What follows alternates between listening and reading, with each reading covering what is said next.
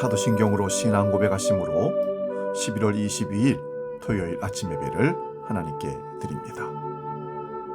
나는 전능하신 아버지 하나님, 천지의 창조주를 믿습니다. 나는 그의 유일하신 아들, 우리 주 예수 그리스도를 믿습니다. 그는 성령으로 잉태되어 동정녀 마리아에게서 나시고 본디오 빌라도에게 고난을 받아 십자가에 못 박혀 죽으시고 장사된 지 사흘 만에 죽은 자 가운데서 다시 살아나셨으며 하늘에 오르시어 전능하신 아버지 하나님 우편에 앉아 계시다가 거기로부터 살아있는 자와 죽은 자를 심판하러 오십니다. 나는 성령을 믿으며 거룩한 공교회와 성도의 교제와 죄를 용서받는 것과 몸의 부활과 영생을 믿습니다. 아멘.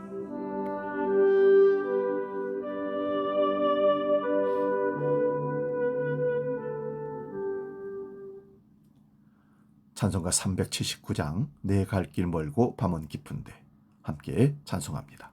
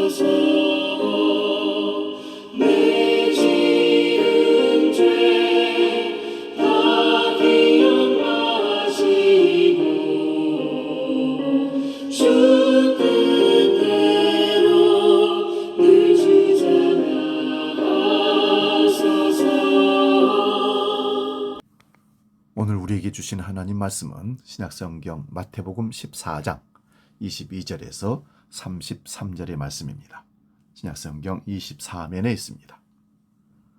마태복음 14장 22절에서 33절 봉독할 때 살아계신 주님의 음성을 들을 수 있기 바랍니다. 지금 봉독합니다. 예수께서 즉시 제자들을 재촉하사 자기가 무리를 보내는 동안에 배를 타고 앞서 건너편으로 가게 하시고 무리를 보내신 후에 기도하러 따로 산에 올라가시니라. 저물매 거기 혼자 계시더니 배가 이미 육지에서 술이나 떠나서 바람이 거스림으로 물결로 말미암아 고난을 당하더라. 밤 사경에 예수께서 바다 위로 걸어서 제자들에게 오시니 제자들이 그가 바다 위로 걸어오심을 보고 놀라 유령이라 하며 무서워하여 소리 지르거늘 예수께서 즉시 이르시되 안심하라 나니 두려워하지 말라.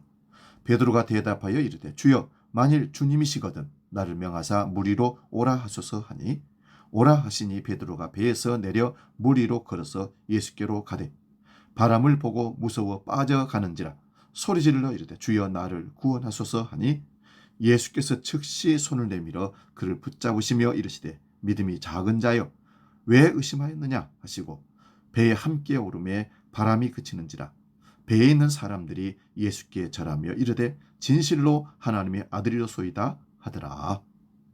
아멘. 봉독한 말씀으로 배 안은 위험합니다. 이런 제목으로 말씀의 은혜를 나눕니다. 오병이어의 기적이 있었던 직후 제자들은 예수님의 명령을 따라서 갈릴리 바다를 건너가기 위해 배를 올라탔습니다. 제자들은 고요한 바다 위를 노저 건너고 있었습니다. 배가 갈릴리 바다 중간쯤에 왔을 때였습니다. 전혀 예상하지 못했던 강한 풍랑이 몰아쳤습니다. 바다에서 잔뼈가 굵은 제자들이었기에 거센 비바람이 얼마나 위험한지 잘 알고 있었습니다.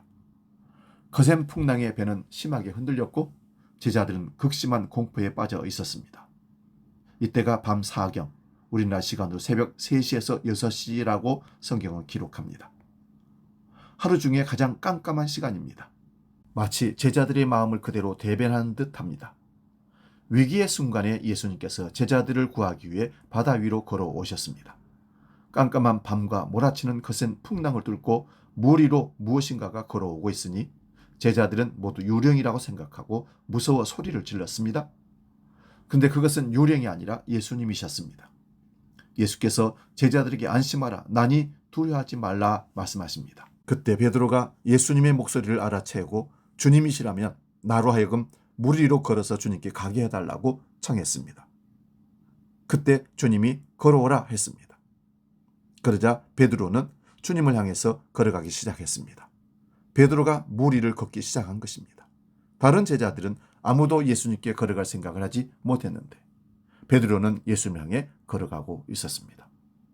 왜 다른 제자들은 예수님께 갈 생각을 하지 못했을까요? 거센 풍랑 때문이었을까요? 그렇지 않습니다.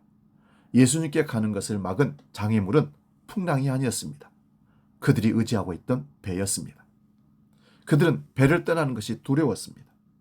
배는 망망대해에서 그들을 지켜주는 유일한 버팀목이라고 생각했습니다. 제자들은 물에 빠지지 않기 위해서 배를 두 손으로 꼭 붙잡았습니다. 하지만 베드로는 그 배를 미련 없이 나왔기 때문에 예수님께 걸어갈 수 있었습니다. 우리를 예수님께 가지 못하게 하는 진짜 장애물은 세상이 주는 고난과 시험이 아닙니다. 이제까지 나를 지켜준다고 생각했던, 그래서 내가 의지했던 배가 진짜 장애물입니다. 내가 의지했던 세상의 것들이 바로 장애물인 것입니다. 그것을 버릴 때 우린 주님께 더 가까이 갈 수 있는 것입니다. 베드로가 배를 떠나 삼킬 듯한 파도 위에 발을 올려놓았습니다. 그리고 그는 파도를 밟고 예수님께 걸어갔습니다. 거센 파도는 예수님께로 가는 길이 되었습니다. 제자들을 두려움에 떨게 했던 파도는 이제 예수님께로 가는 인도하는 도구가 된 것입니다. 때로 세상은 우리에게 견디기 힘든 고난을 주기도 합니다.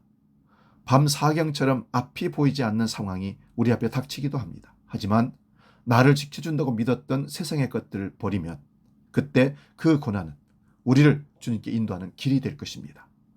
거센 물결을 하나하나 밟으며 주님을 향해 걸어가던 베드로였습니다. 그런데 그의 시선이 비바람에 빼앗기자 그에게 두려움이 찾아왔고 곧 물에 빠지고 말았습니다. 이때 예수님께서는 베드로에게 다가와 손을 내밀어 그를 구원해 주었습니다. 주님은 먼저 다가와 손부터 잡아주시는 분이십니다. 베드로에게 왜 의심하느냐라고 꾸짖기 이전에 손부터 잡아주셨습니다. 주님은 우리를 향해 사랑을 먼저 보이시는 분이시라는 겁니다. 그래서 우리가 주님을 몰라 죄 가운데 빠져 있을 때 주님은 우리에게 먼저 다가오신 것입니다. 로마서 5장 8절에 우리가 아직 죄인 되었을 때 그리스도께서 우리를 위하여 죽으심으로 하나님께서 우리에 대한 자기의 사랑을 확증하셨느니라. 사랑하는 여러분, 우리를 안락하게 하고 우리를 지켜준다고 생각하는 그것이 오히려 주님을 만나지 못하게 하는 장애물이 될 수 있다는 사실을 기억하고 배 안은 위험하다는 사실을 꼭 기억하고 주님을 바라보고 걸어갈 수 있기를 주의 이름으로 축원드립니다. 기도하겠습니다. 거룩하신 아버지 하나님, 예수님의 제자들은 예수님을 실제로 만나보지 못해서 바다 위를 걸어오실 때 유령이라고 두려워했습니다. 그때 주님의 음성을 확인하고 베드로는 주님을 향해서 파도를 밟고 바다 위를 걸어가는 놀라운 경험을 했습니다. 다른 제자들은 두려움이 많아서 배의 안락함을 버릴 수가 없어서 자기를 지켜주는 그 어떤 세상 것을 의지하기 때문에 주님을 향해서 걸어갈 수 없었다는 사실을 깨닫게 되었습니다. 우리를 주님께로 나아가지 못하게 하는 것은 세상의 파도가 아니라 우리가 안락하게 여기고 있는 그것, 우리가 붙들고 있는 그것이 주님의 손을 붙잡지 못하도록 만드는 장애물이라는 사실을 깨닫게 해 주심을 감사합니다. 이제 주님만을 바라보고 주님의 음성을 듣고 과감하게 배를 버리고 걸어가기를 원합니다. 이 믿음을 우리에게 허락하여 주시옵소서. 주기도로 함께 기도합니다. 하늘에 계신 우리 아버지, 아버지 이름을 거룩하게 하시며 아버지의 나라가 오게 하시며 아버지의 뜻이 하늘에서와 같이 땅에서도 이루어지게 하소서. 오늘 우리에게 일용할 양식을 주시고 우리가 우리에게 잘못한 사람을 용서하여 준 것 같이 우리 죄를 용서하여 주시고 우리를 시험에 빠지지 않게 하시고 악에서 구하소서. 나라와 권능과 영광이 영원히 아버지의 것입니다. 아멘.